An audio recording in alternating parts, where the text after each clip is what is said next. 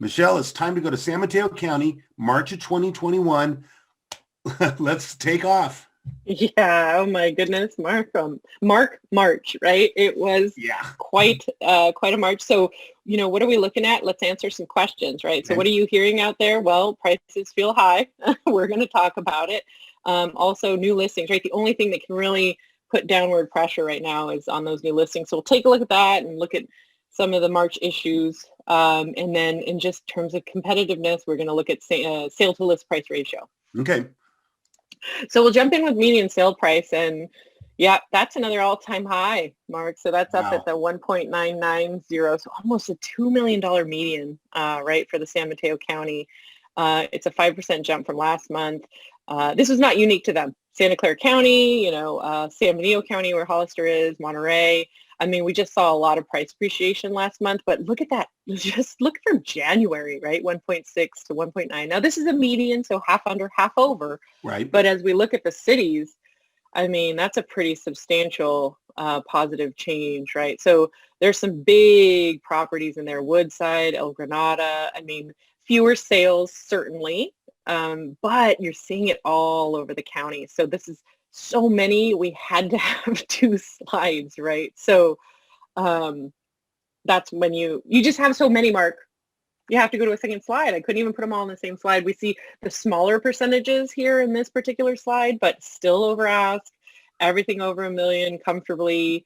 I mean, we're seeing, some of these cities reach numbers we hadn't seen since 2018 or 2019, Foster City, Portola Valley, Half Moon Bay, really steady growth, really seeing some of that increase.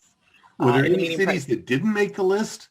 Yes, there were. I was just about to say, but it's not everywhere. That's what happens when you have aggregated stats, right? So we saw a little bit of a decline in Daly City, San Carlos, and Atherton. It was marginal though, so not more than 7%. That just means that last March was actually higher price than this March, because last March, before everything got called off, Mark, we were seeing some pretty astronomical prices in terms of what we saw even just in that first half of the month. So, that just means that first half of the month was better than this entire month of 2021. And that happened in a lot of the counties, right? There's some cities that just didn't fare as well.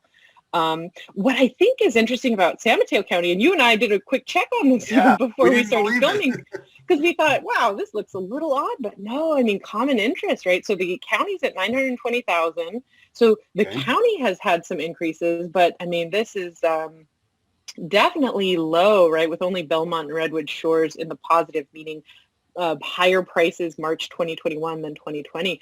But overall, we see a decline there. In all those other markets, common interest, condo townhome, but a pretty significant decline in some of these markets for sure. No, be fun to watch those condo townhomes as we move to the next couple of months. Where are we going? Well, it'd be interesting. Yeah, I mean, as the pandemic subsides, we see Santa Clara bounce a little back. So maybe, San Mateo County as well. But, the question on those prices, Mark, is really about inventory, new listings. What are we seeing? Is there choice? Is there enough out there to put that downward pressure on prices? And, generally, while we're seeing higher new listings, it's not enough, right, to make it so that the buyers have a little bit more power. So there's a little more choice is their good news, not a lot in terms of making those prices come down a little bit. So, I mean, if you look at the last 5 years, the new listings this March is, higher than the last 5 years, third straight month of increase. Inventory also climbing in terms of San Mateo County. So things are coming on, they're coming back off, but we're carrying a little bit of inventory. So, those sellers are feeling like they want to get out there, and they are. And so new listings is a really interesting one, and I bet some people out there are saying, why would you bring in new listings in March, considering a year ago is when we had the pandemic and we didn't see as many new listings in that second half of the month?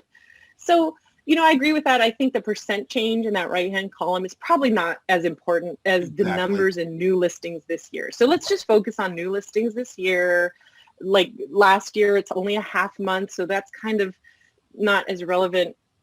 The interesting part, though, is that there were some cities which decreased. So, Mark, there were cities with 17 days of March 2020 had more new listings than all the days of March 2021. And so, it didn't mean it was across the board sweep. There were some cities that saw as many new listings or more last year. And so that's, something that I wanted to point out. We're just still seeing quite a few, but not in all markets.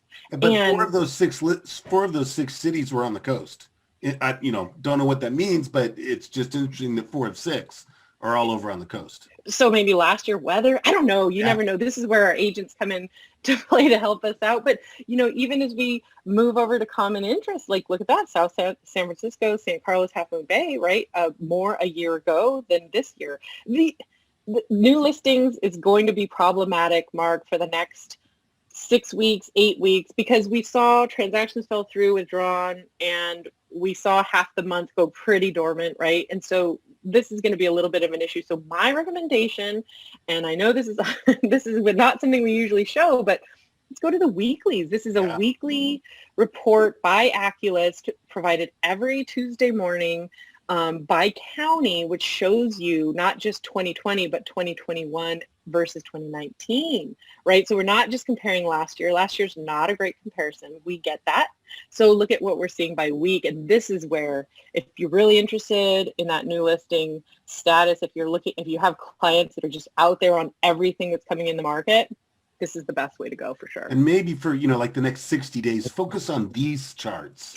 Right? I would. Rather than, Yeah, I really would. Because they tell a better story and they're a better comparison to 2 years.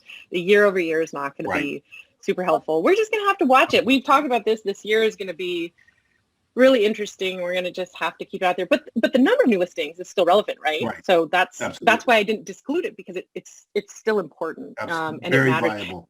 Now, you're going to need a taller chart, just so you know.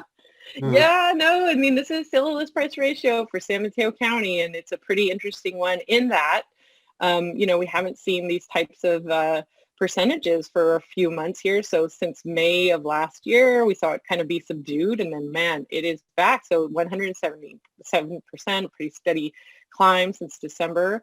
And we saw this in Santa Clara County as well. So we're seeing those sale to list price ratios. So what people are paying over asking price in San Mateo County is creeping up. And so that's like where you say, hey, a lot of these cities that we're looking at also had that increased median price. And so you're getting a double whammy, right, where median prices are going up as our sale to list price ratio, which tells you something different than if they were moving, flip-flopping. If you were paying a little less, but maybe paying a little more of a premium to get the property. That's not what's happening. What we're seeing here is, look at these over 100.